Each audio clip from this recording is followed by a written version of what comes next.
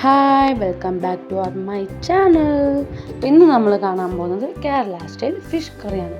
അപ്പോൾ എങ്ങനെയാക്കാമെന്ന് നോക്കാം. അപ്പോൾ അതിന് വേണ്ട സാധനങ്ങൾ ഇഞ്ചി വെളുത്തുള്ളി ചതച്ചതും ചെറിയ ഉള്ളിയും പച്ചമുളകും കരിവേപ്പിലയും പിന്നെ തക്കാളിയും. ഇത്ര സാധനങ്ങളാണ് നമുക്ക് വേണ്ടത്. അടുപ്പത്ത് ചട്ടി വെച്ചിട്ട് അതിനകത്ത് വെളിച്ചെണ്ണ ഒഴിച്ച് കൊടുത്തിട്ട്, മൺചട്ടി ആണെങ്കിൽ നല്ലതായിരുന്നു. അപ്പം എൻ്റെ അടുത്ത് ഇല്ലാത്തതുകൊണ്ട് ഞാൻ ഇത് വെച്ചിട്ടുണ്ട്. അപ്പോൾ വെളിച്ചെണ്ണയ്ക്കകത്ത് നമുക്ക് കുറച്ച് ഉലുവ ഇട്ടിട്ട് അതിന് ശേഷം ഒരു 10 അല്ലി വെളുത്തുള്ളി, ചതയ്ക്കാത്ത വെളുത്തുള്ളിയും കൂടി ഇട്ടിട്ട് പിന്നെ ചതച്ച വെളുത്തുള്ളി ഇഞ്ചിയും കൂടി ഇതിനകത്തിട്ട് കൊടുക്കാം. പിന്നെ ഈ തന്നെ നമുക്ക് ചെറിയുള്ളിയും പച്ചമുളകും കൂടിയിട്ട് ഈ തന്നെ ഇടാം. നമുക്ക് ഇട്ടിട്ട് നല്ലോണം ഒന്ന് വാട്ടി കൊടുക്കാം. അപ്പോൾ കുറച്ചൊന്ന് വാടി വരുന്ന സമയത്ത് നമുക്ക് കരിവേപ്പില ഇടാം.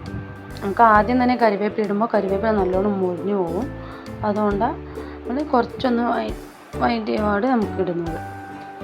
അപ്പോൾ അതിന് ശേഷം ഈ ഗ്യാപ്പിൽ നമുക്ക് തക്കാളിയും മുളക് പൊടിയും മല്ലിപ്പൊടിയും കൂടി മഞ്ഞൾപ്പൊടിയും കൂട്ടിയിട്ട് ഒക്കെ അരച്ച് വെക്കാം. അപ്പോൾ ആ അരച്ച പേസ്റ്റാണിത്. അപ്പോൾ ഇതിനകത്ത് തക്കാളിയും മല്ലിപ്പൊടിയും മുളക് പൊടിയും ഇച്ചിരി മഞ്ഞൾപ്പൊടിയും കൂട്ടിയിട്ട് അരച്ചതാണ്. അപ്പോൾ ഇതും കൂടി നമുക്ക് ആ ഉള്ളിലോട്ട് ഇട്ട് കൊടുക്കാം. അപ്പോൾ ഇതും കൂടി ഒന്ന് പച്ചമണം പോകുന്ന വരെ ഒന്ന് നമുക്ക് വഴറ്റി കൊടുക്കാം.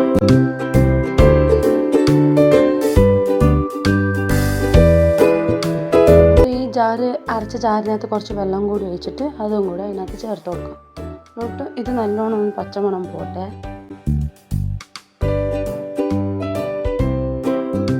അപ്പോൾ നല്ല തിളച്ച് വരുന്നുണ്ട്. അപ്പോൾ ഈ സമയമാകുമ്പോൾ നമുക്ക് നമ്മൾ നേരത്തെ മുറിച്ച് വെച്ച ആ തക്കാളിയും കൂടി ഇതിനകത്ത് ഇട്ട് കൊടുക്കാം.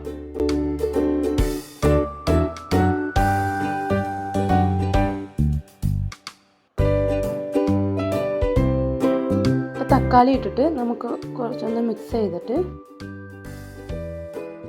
ഒന്നും കൂടി മിക്സ് ചെയ്ത് കൊടുക്കാം.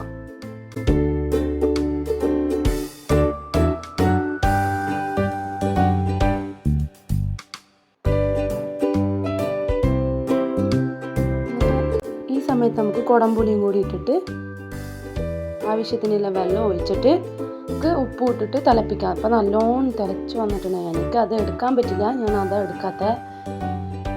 അപ്പോൾ അപ്പോഴത്തേക്ക് എൻ്റെ മോള് കരഞ്ഞതുകൊണ്ട് ഞാൻ അങ്ങോട്ട് പോയി. അപ്പോൾ മീനും കൂടി നമുക്ക് ഈ സമയമാകുമ്പോൾ ഇട്ട് കൊടുത്തിട്ട് ചുമ്മാ ഇതൊന്ന് വെറുതെ ഒന്ന് ഇളക്കി കൊടുത്തിട്ട് നല്ലോണം കയ്യിലിട്ടിട്ട് ഇതാക്കരുത്, മീൻ പൊട്ടിപ്പോവും. അപ്പോൾ ചെറുതായിട്ടൊന്ന് ഷേക്ക് ചെയ്ത് കൊടുത്തിട്ട് അടച്ചു വെക്കാം.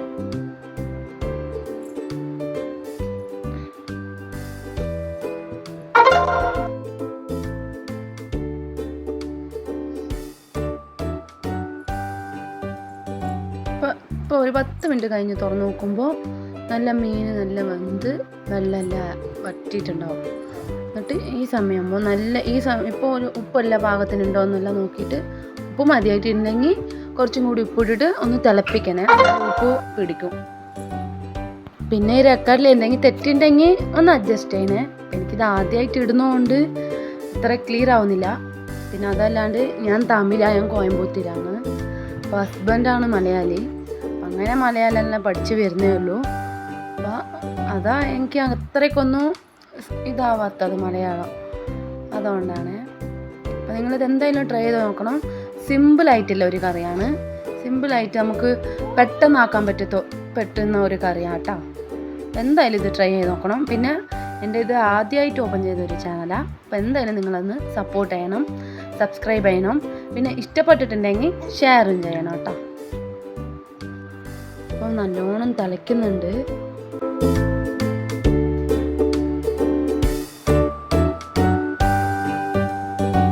ഇത്രയേ ഉള്ളൂ മീൻ കറി. അപ്പോൾ നമുക്ക് ഗ്യാസ് ഓഫ് ചെയ്തിട്ട് കുറച്ച് വെളിച്ചെണ്ണ ഒഴിച്ചിട്ട് കറിവേപ്പില ഇട്ടിട്ട് നമുക്കിത് അടച്ചു വെക്കാം.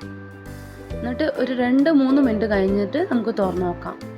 നല്ല അടിപൊളി കറിയാണ്. അപ്പോൾ ഇത് എന്തായാലും നിങ്ങൾ ട്രൈ ചെയ്ത് നോക്കണം.